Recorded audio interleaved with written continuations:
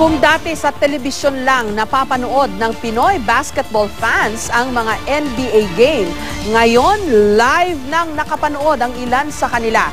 Ngayong gabi kasi nagharap ang Indiana Pacers at Houston Rockets para sa pre-season game ng NBA dito sa Pilipinas.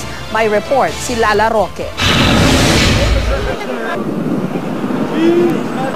Posters dito, streamers doon. Sa dami ng mga nakapaskil sa MOA Arena, ramdam ang NBA fever. At ang excitement ng fans na nag-aabang sa makasaysayang NBA preseason game ng Indiana Pacers at Houston Rockets. Alas 4 pa lang, sold out na ang karamihan sa mga tiket. Ang natira na lang, premium tickets na nagkakahalaga ng 27,000 pesos isa. Premium A seats na 32,000 pesos at courtside seats na 54,000 pesos lang naman. Pero kahit nagkaubusan ng mas murang tickets, hindi pa rin umigsi ang pila. Paka pa sa mga Pilipino nandirito, walang pag-asa makapanood ng ganyan kasi sa laki ng presyo. As I said, once in a lifetime, kaya siguro pwede na rin.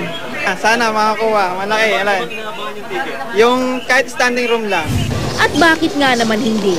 Kung titignan pa lang ang lineup ng magkabilang koponan, tiyak na magiging mainit ang laban. Sa pagpirma pa lang ng kontrata ng top free agent na si Dwight Howard, naging early favorite ang Houston Rockets sa Western Conference, ang 3-time NBA Defensive Player of the Year. Kabilang sa lineup na binubuo ni na Jeremy Lin, James Harden, Chandler Parsons at Omer Asik. Mga malalaking pangalan sa hardcourt na nagpayuko na rin sa matutunog na pangalan sa NBA. It's not about me scoring 50 points a night, but it's just showing these guys who I am as a player and a person. Tutupi ba naman ng Indiana Pacers?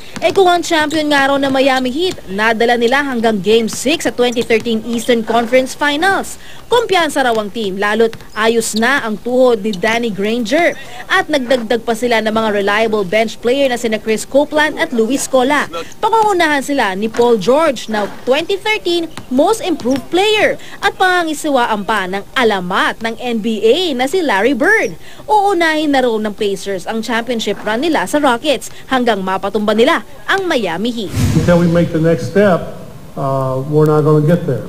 So I do like our chances. I like our team, and hopefully in a short period of time here, we can challenge for a championship. Lala Roque, GMA News.